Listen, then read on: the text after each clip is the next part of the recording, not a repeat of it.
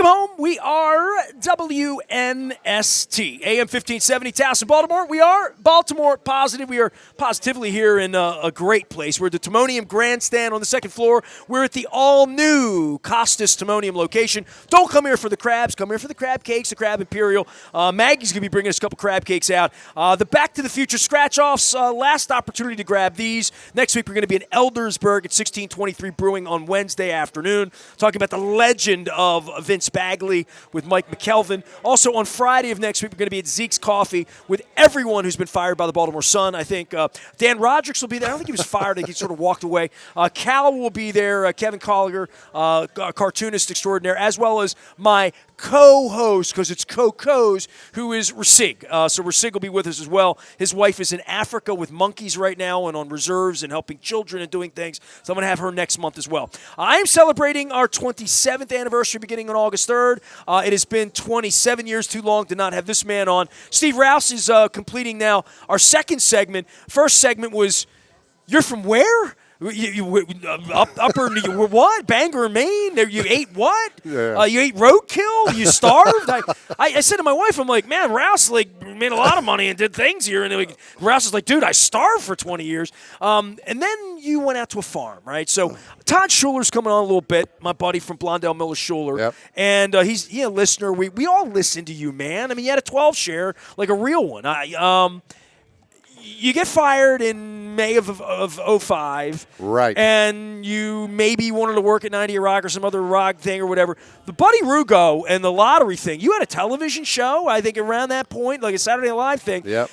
Did you do any other radio other than filling in? You had a shift or three, didn't you? Well, somewhere? after we got fired, I filled in at BAL and 98 Rock and did a year doing the mornings on LIF. Okay, I knew that. I knew this. That was brutal. It wasn't an ensemble. You missed your team. Is not that really. And then playing Christmas music for 6 months of right, the year right. was just like, oh my god. Not that I don't like. Was Christmas it just a music. creativity issue for you? It was various things. Right. Yeah. Yeah. So, and then I went back to fill in on 98 Rock and BAL. Did a lot of voice. I had my own voiceover business for a while. I think I knew that. Yeah. Okay. And so that was good. A lot of people want to be a voiceover artist, right? Because it seems like easy work. This is how it worked out for me. I would do various auditions every day. Out of 100 auditions, I would get maybe 2 jobs. That's how competitive it is. And I mean, if you go and look at different voiceover guys, there's 1,000 guys that have got voices that are just like, oh my God, and the real great deep voice is not the big thing anymore. It's more like the guy next door kind of thing. So I hate Jack Radio, just so you know.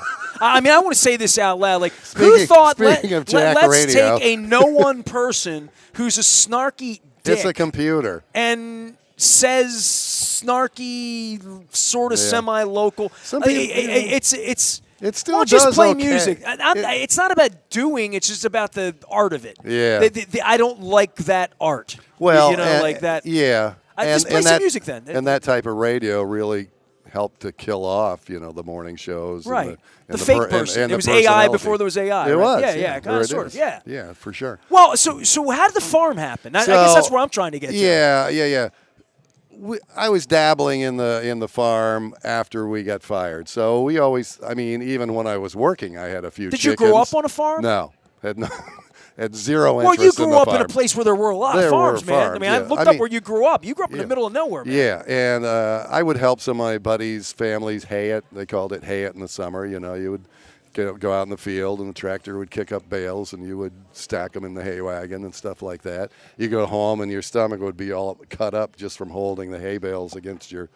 Even Dude, when I'm you had allergic a shirt to on. hay. I would kill me. I'd be dead. You would have been any good. Hay fever. Yeah, there you go. So, there was some of that, but I had zero interest in farming until in the early 70s, my father had a copy of one of the first Mother Earth Newses on his coffee table. And I picked it up and I looked at it, and it was all about self-sufficiency, living off the land. Tree huggers. Growing your own food. having your own energy, stuff like that. And I thought, that seems. For some reason, it called to me a little bit, and so from there on in, I was interested in heating the house with wood. Cutting your own firewood and doing all that kind of stuff. So you became handy. I did become handy. Yeah, but you weren't as a kid. No. My father was in construction, so I had a little carpentry. I would just skill, think if you own a farm as a man your age, you are a man who uses your hands in a way that it just would not be the right guy for a farm. A farmer does everything. You become a plumber, an electrician, you work on equipment, you plant, you harvest. I mean, a little bit of everything. So and you get to know the animals. You really have to know your animals. Yeah. I mean, it's.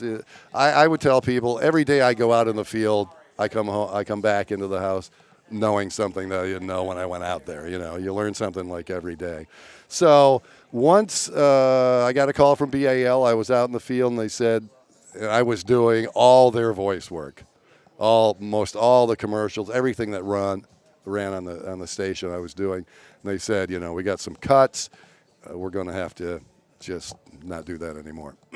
So that was the end of that. So I remember laying in the field like that going, oh, God. And that actually paid, fairly well at the time. So I'm like, all right. So anyway, that led to, okay, we're going to do the farm, like 100% commercial. Here we go. You're done with getting fired by radio people on a whim, right? Like, okay, yeah. There is your self-sufficiency that you were hunting for as a child, right? That's right.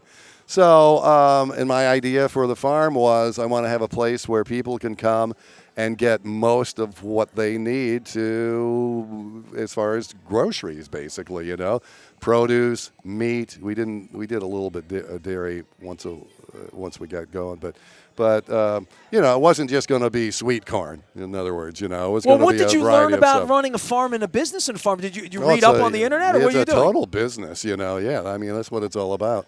I don't know. Just kind of common sense, I guess. Okay. But you've had a second fun life doing this, right? Oh my God, it was like you're great. sitting here with me after an hour talking to me. You literally, I don't want to let you out, but you were like, I don't know, this radio thing, man. I'm like, you were pretty good at it for about 35 years, right? Me. Yeah, I mean, like, I'm glad I can make you laugh. Yeah. But this is something I really always wanted to do too. And it's funny you bring that up, because once we were done with the farm, I was kind of like, okay, I kind of had done what I wanted to do, everything I wanted to do. I had kind of done, And it's so how long did you do the farm commercially? Really? Like 15 years. Mm-hmm. And you would call it very successful over 15 years? Well, you didn't shut it down. You didn't shut it down because you shut it down because you didn't want to do it anymore. You're not going to make a lot of money. And I hate to say this, but during COVID, we did very well. People will say, "Hey, Steve, must have been rough with the farm and COVID." And I say, "No, quite Well, the you asked me opposite." about my hair. My hair was a COVID hair. Oh, really? Wait, twice he's asked me about my hair. What do you want to know about my hair? I used to have the long flowing locks too. Oh, let it out. Let me let it out. Well, I've seen pictures, man. I've checked you out. CC's are longer than yours? No, well, maybe right about. No, pretty close. All right, so it's out. But I love it. I love it. I'd be doing the same. I'd have a ponytail or something too if I had it. That's really that's crazy. Let me show you what I got. I could do some crazy here. stuff with it. I got big stuff going on here. Look at this. Let him brush your rock and roll hair. That's what we're doing here. This all happened. Now, tell me about this, because I think, it's been years since I've seen you. Polymolecules. And you would have various coloration going on sometimes, but it was always pretty short. So 2020, my hair was, I needed a haircut. It was a little March of 2020. All right. I have the last picture of the night, before COVID, Okay. And it was, like I needed a haircut. It was just a little long. I couldn't get my hair cut. And, when Donald Trump said it was going to be 15 days, and right. and I'm laughing, and I'm like, it's a plague. This is not going to. My hair grew, and then like in June, July, it got. Oh man, it got into that weird, like, it's too long.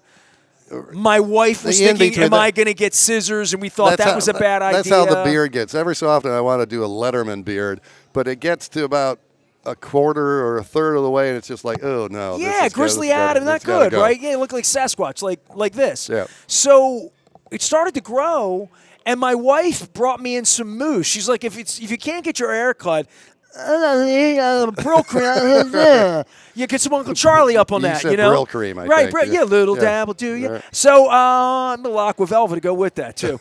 Some chewing tobacco. That'd be a Grease Man thing, not a Steve Rouse thing. But so I put some stuff in, and I looked like young Einstein. Like it was just wrong. Wow. And it started to grow, and I said, you know, if I had a wet look, she's like, it's curling. She's like, it's starting to curl.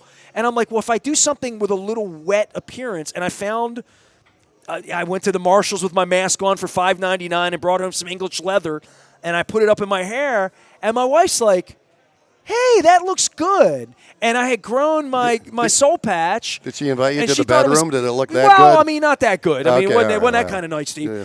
It was a good night. It wasn't that good, but it was still COVID. You know, there were sheets involved. Okay. But nonetheless, masks.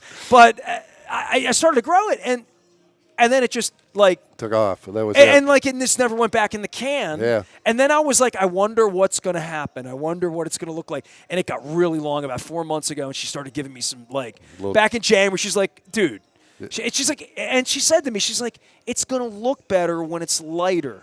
And then I talked to my rock star buddy John Allen. He's like, it will. It really will. Like, he had long hair. He's like, you cut it a little bit, it's going to come to life. So I did. Cool. And then it looked better. So Yeah, I'm I love keeping it. it for now. I'm keeping it for. I'm glad you like it. Yeah, I love it. It doesn't look very good right now, love honestly. it. So what you don't miss this at all, right? Doing radio? I mean, you're having a good time with me today. little- of yeah, I'm course, having right? a great Yeah, time with you, yeah. and you know, I've done. You know, we've got our own podcast, and Tell me about that. Well, we're only doing once a month. Maynard and I, who was on the show.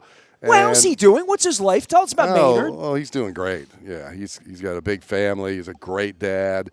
He's doing good. He was always very nice to me 25 years. Yeah, I mean, he's one of the. I knew Tom Davis a little bit, Downtown Diane, some of your apostles of you know, of the good ship Rouse, the Rouse and Company. But Maynard, you know, I mean, he started with us when he was like, I don't know, a kid, right? 17 or something like Right. that, you know, and he's just so talented, you know. It's just I recognized right off the bat that this kid is gonna. How much you do loved something. him was apparent, I think, from him being one of the original intern boys that never went away. Right? Literally, right? Yeah, exactly. Yeah, he was almost like a son, almost, you know, kind of to me.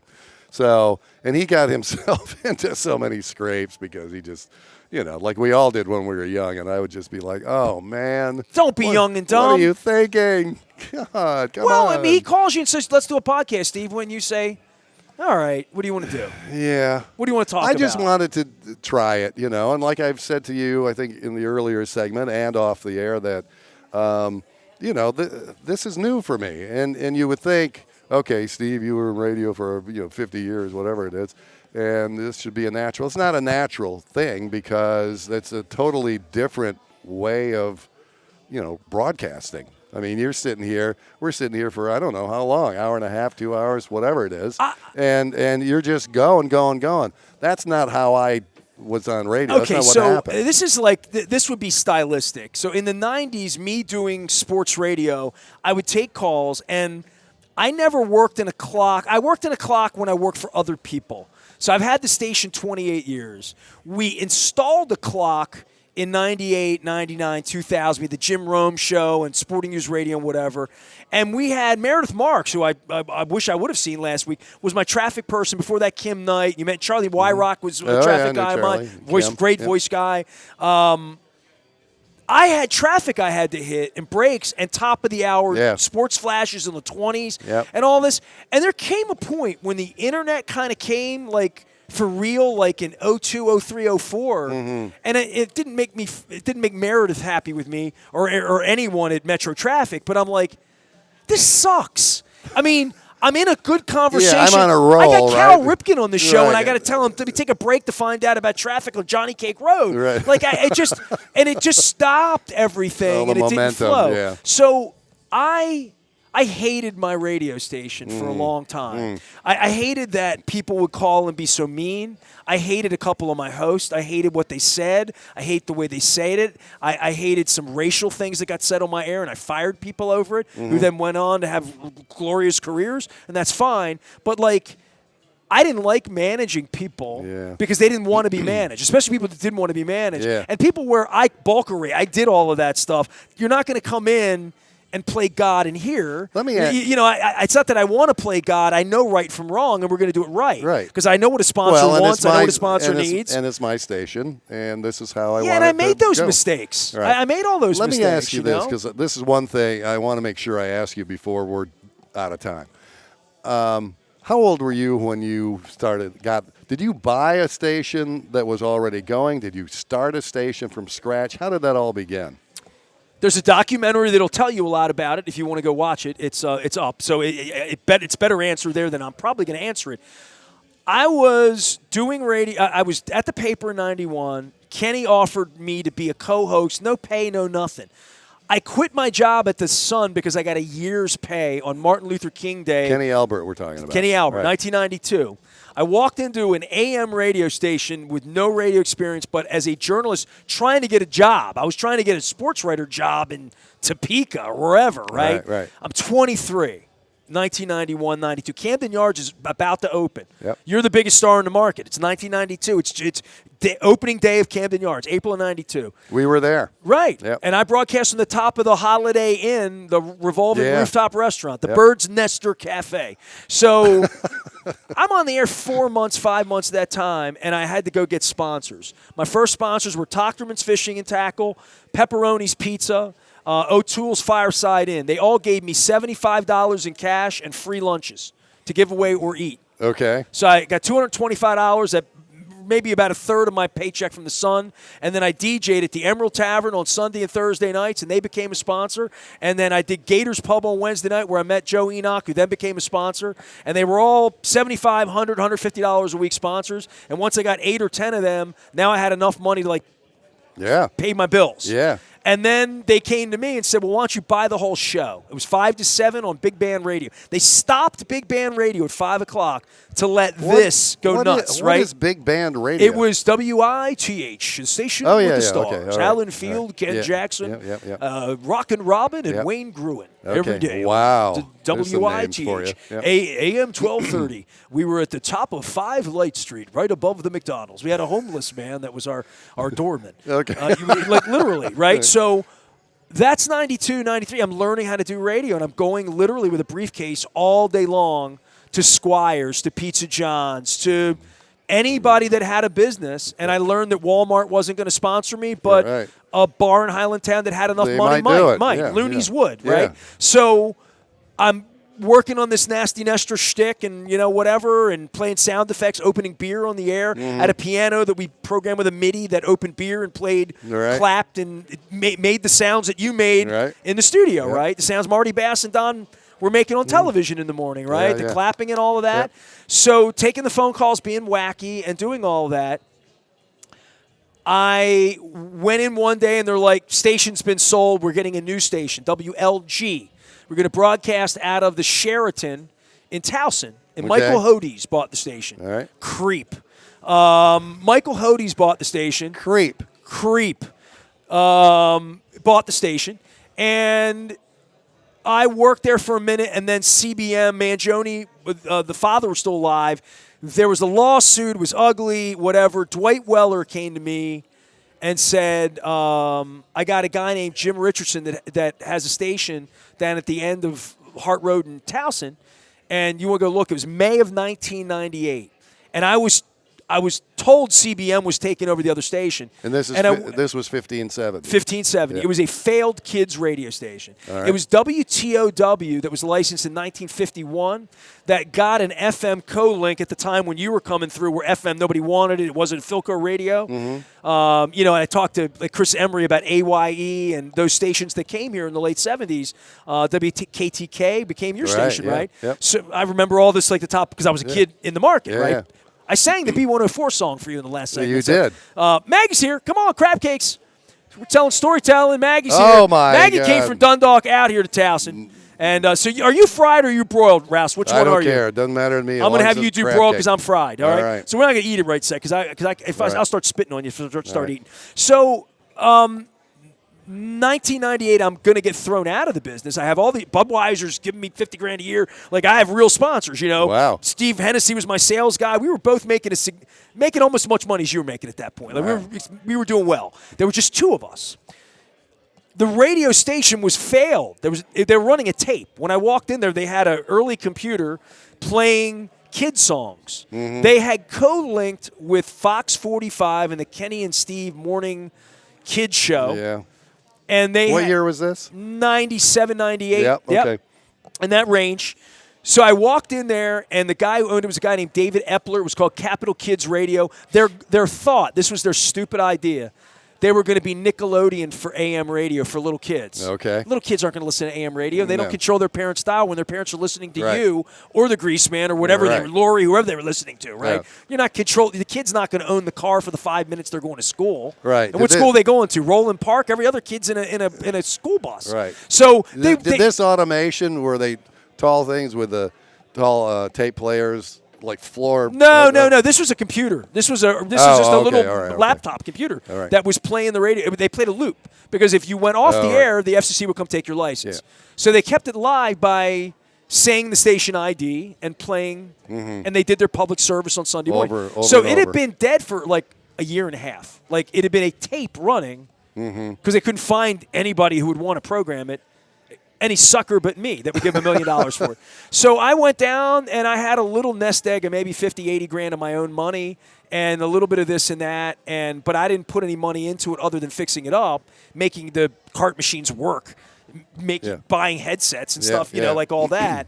But I had enough money to seed it. And then I had, and he sold it out from under me to Catholic Family Radio because I was paying $5 grand a month to own it, and they were willing to pay $25 grand a month to own it, right? So I got thrown out for 9 months, and then I went back in with a consortium of money. People came to me and said, okay. hey, we'll fund you. All right. Mistake. And you were, you were only, what, I was like 27. 30? Okay. I was 28. Yeah, 28. So that's how I got the station, and now I'm stuck with it. So now That's nobody pretty amazing, would though. want it. I mean, as a kid in growing up and thinking about being in radio and stuff, of course, one of the dreams would always be. I'm in radio the way the pig was in the farm.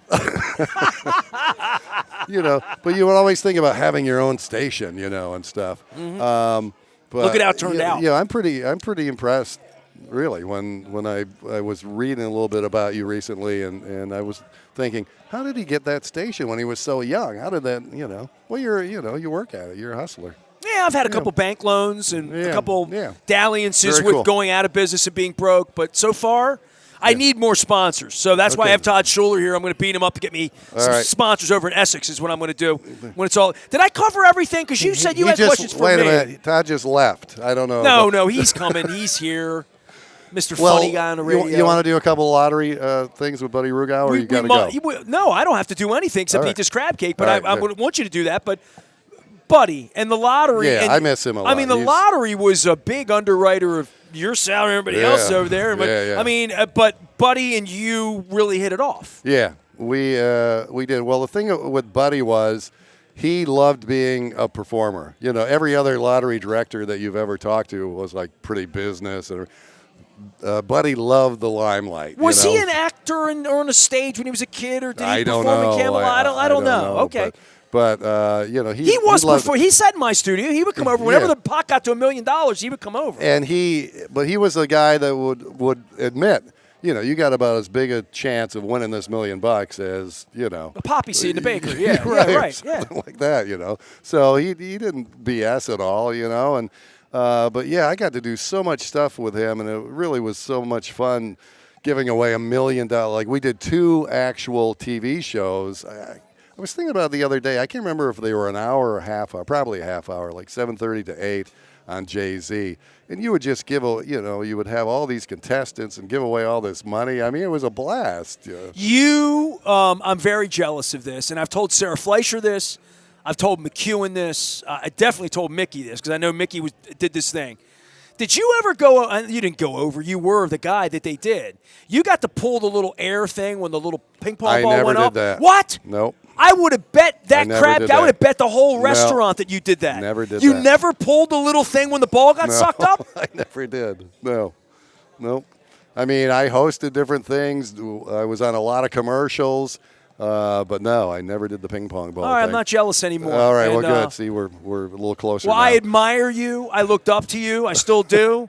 I am blessed that you came out and will share this Thank crab you. cake I with me. can't wait. All right, we got crab cakes here. Steve Rouse is here. Todd Schuler's going to be coming by. I got mine fried because I'm, not watching my girlish figure this summer.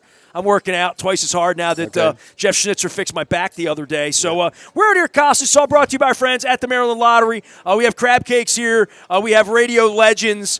We've had a lot of fun here today, and the fun's going to end because Schuler and I are going to start talking about government. Oh, Lord. Oh, my God. Oh, Lord my have God. mercy. That's good. I am Nestor. He is Steve Rouse. We are WNST, AM 1570, Towson, Baltimore. Back to the farm with you, Rouse. We're back from Timonium right after Thanks, this. man.